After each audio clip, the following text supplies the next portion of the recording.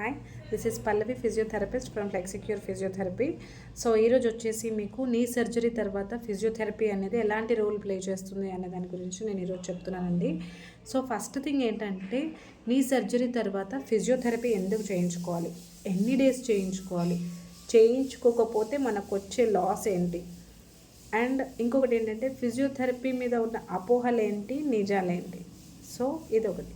And next thing ఏంటంటే, అందరికీ తెలిసిన చాలా కామన్ వర్డ్ ఏంటంటే, నీ సర్జరీ అనగానే ఇమ్మీడియట్గా గుర్తొచ్చేది ఆఫ్టర్ దట్ వచ్చేసి మనకి ఫిజియోథెరపీ ఉంటుంది, విచ్ ఇస్ టూ పెయిన్ఫుల్.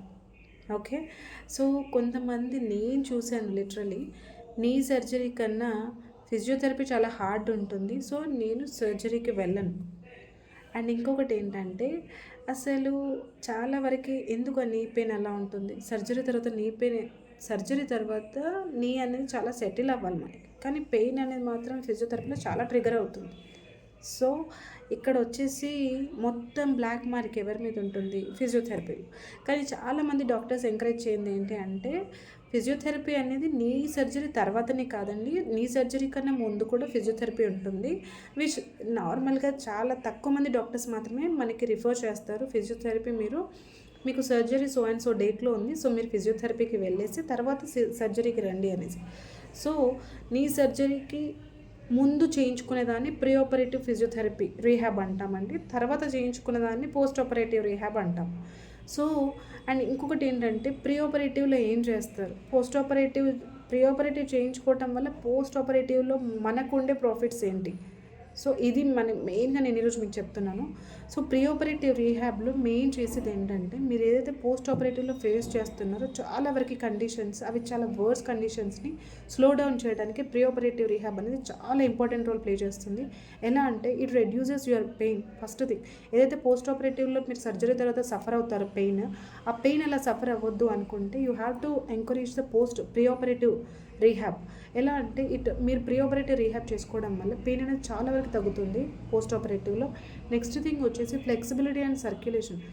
చాలా వరకు ఫిజియోథెరపీ ఎప్పుడు లేదు అనుకుంటే, ఆఫ్టర్ సర్జరీ మీరు చూసే కామన్ సిమ్టమ్స్ ఏంటంటే పెయిన్ అను స్వెల్లింగ్ పోస్ట్ ఆపరేటివ్లో. సో అది తగ్గాలి అంటే మీరు ఇమ్మీడియట్గా ప్రీ ఆపరేటివ్లో మీకు ఫ్లెక్సిబిలిటీ అండ్ సర్క్యులేషన్ ఇంప్రూవ్ అవుతుంది ప్రీ ఆపరేటివ్లో. సో దానివల్ల ఏమవుతుందంటే, పోస్ట్ ఆపరేటివ్లో మీరు ఏదైతే స్వెల్లింగ్ చూస్తున్నారో అది చాలా త్వరగా తగ్గుతుంది ప్రీ ఆపరేటివ్ చేయించుకున్నాం. సో నెక్స్ట్ థింగ్ ఏంటంటే, మేము ప్రీ ఆపరేటివ్లో ఫోకస్ చేసేది thigh muscles and hip muscles. Because మీరు ఏదైతే న్యూ జాయింట్ రీప్లేస్ చేయించుకుంటున్నారో దానికి సపోర్ట్ చేసేది మొత్తం hip muscles and thigh muscles. Next thing ఏంటంటే, మేము మెంటల్లీ మీకు ఏదైతే మీరు సర్జరీకి వెళ్తున్నారో we will make you mentally stronger, and ఆ జర్నీ అనేది చాలా సేఫ్గా అండ్ స్మూత్గా వెళ్ళటానికి మీకు చాలా హెల్ప్ అవుతుంది ప్రీ ఆపరేటివ్ ఫిజియోథెరపీలో. నెక్స్ట్ థింగ్ ఏంటంటే, పోస్ట్ ఆపరేటివ్ ఫిజియోథెరపీ అనగానే 1 to 30 days చేసేస్తారు. అండ్ ఇంకొకటి ఏంటంటే, చాలా పెయిన్ఫుల్ ఉంటుంది, అన్ని ఎక్సర్సైజ్ చాలా ఈజీగా ఉంటుంది, బెండింగ్ అనేది మాత్రం చాలా టఫ్ ఉంటుంది అని చెప్పేసి అంటారు. అది అలా టఫ్గా ఉండకూడదు, పెయిన్ ఫ్రీగా ఉండాలి, కొంచెం నార్మల్గా వెళ్ళిపోవాలి అంటే every one has to encourage that pre operative physiotherapy. ఓకేనా. అండ్ నెక్స్ట్ థింగ్ ఏంటంటే, పోస్ట్ ఆపరేటివ్లో మీకు చేసేది, ఫస్ట్ థింగ్ మేము ఫోకస్ చేసేది పెయిన్ అండ్ స్వెల్లింగ్ ఎలా తగ్గించాలి. నెక్స్ట్ థింగ్ ఏంటంటే, వాకింగ్ నేర్పించాలి, అండ్ స్టేజ్ క్లైంబింగ్ ఎలా ట్రైన్ చేయాలి, అండ్ స్ట్రెంథనింగ్ ఎలా చేయించాలి, బ్యాలెన్స్ ఎలా చేయించాలి. సో వీటి మీద ఫోకస్ చేస్తాం. సో దీనివల్ల ఏమవుతుంది అంటే, స్టెప్ బై స్టెప్ మీకు మజిల్ అనేది స్ట్రెంథనింగ్ స్టార్ట్ చేస్తాం. సో ఈ ఓవరాల్ పోస్ట్ ఆపరేటివ్ ఫిజియోథెరపీ ఇవన్నీ సక్సెస్గా స్మూత్గా రావాలి, పెయిన్ ఫ్రీగా రావాలి, నా కాలంతా స్ట్రైట్గా నేను సర్జరీ అవ్వగానే బెండ్ చేసుకోవాలి, స్ట్రైట్గా లేబట్టాలి అంటే మాత్రం ప్రీ ఆపరేటివ్ రీహాబ్ అనేది మాత్రం చాలా ఇంపార్టెంట్ రోల్ ప్లే చేస్తుంది. చాలా తక్కువ మంది ప్రీ ఆపరేటివ్ రీహాబ్ ఎంకరేజ్ చేస్తున్నారు. అండ్ ఇంకొకటి ఏంటంటే, మేడం మా వాళ్ళు ఆల్రెడీ 20 days ఫిజియోథెరపీ చేయించుకున్నారు, 22 days ఫిజియోథెరపీ చేయించుకున్నారు, తను చాలా బాగా నడుస్తున్నారు. అండ్ ఇంకొకరైతే అసలు తను సమ్వేర్ చేయించుకుంది హాస్పిటల్లో, తను అసలు ఫిజియోథెరపీ చేయించుకోలేదు, she was doing well and good అంటారు.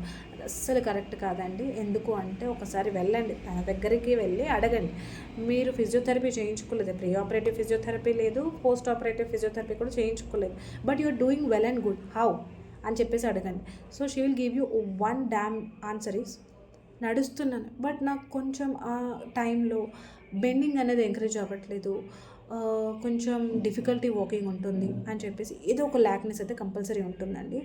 అండ్ ఇంకొకటి ఏంటంటే, మీరు ఫిజియోథెరపీ చేయించుకోకపోతే వచ్చే లాస్ ఏంటంటే, ఫస్ట్ థింగ్, నీ అనేది చాలా వీక్గా ఉంటుంది, మజిల్ వీక్నెస్ అనేది చాలా వరకు ఉంటుంది. ఇంకొకటి ఏంటంటే పెయిన్ ఉంటుంది and swelling up and downs ఉంటాయి. సో ఇలాంటివన్నీ మీరు ఫిజియోథెరపీ చేయించుకొని వాళ్ళ దాంట్లో చాలా క్లియర్గా చూస్తారు. ఓకే ఫైన్, వాకింగ్ చేస్తున్నారు, బట్ పర్టికులర్ మూమెంట్స్ అనేది చాలా వరకు ల్యాక్ అవుతూనే ఉంటాయి. సో నేనేం చెప్తున్నాను అంటే, సర్జరీ చేయించుకుంటున్నారు ఫైన్, కాకపోతే ఏంటంటే సర్జరీలో మీకు న్యూ జాయింట్ అనేది వస్తుంది, కానీ ఆ జాయింట్కి లైఫ్ రావాలి అంటే we physios have to do. Okay, and next thing ఏంటంటే సర్జరీ అనేది half of and the game changer వచ్చేసి వీ ఫిజియోస్.